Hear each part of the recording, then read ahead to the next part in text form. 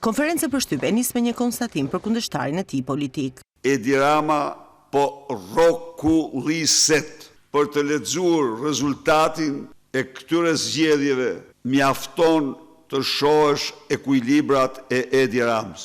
Kryedemokrati Sali Berisha i referohet më së shumti deklaratave të kryeministit në fushatë, të cilat sipas tij janë të dënueshme, aq më tepër kur Rama i referohet rregullimeve të caktuara shëndetësore. Ky është një super skandal.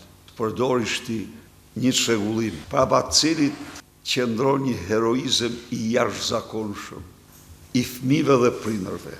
Është turp të quhet prind ky, është turp të quhet bashkëshort ky, është turp të quhet baba ky.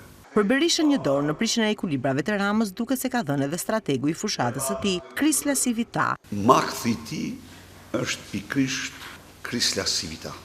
Atë gjumi nuk e se. Ai shkallmoi komplet pas shfaqjes së Kris në krah të Sali Berishës. Berisha është besim plot tek fitoria e zgjedhjeve, ndërsa moshën e tij e cilëson avantazhues. Eksperienca të mëson shumë, thot Latini.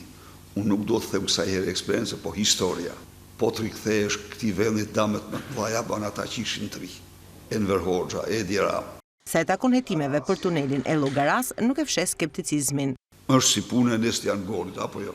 Si puna thash, nuk është tamam si Nesti. Se dha aty dora e Ramës është 100%. Më herët Berisha zhvilloi një tryezë ku prezantoi projektin e PD-s për sigurinë ushqimore. Krijojnë epidemi salmonelash dhe atëherë merret vesh vetëm kur smuret kryeministri me salmonel.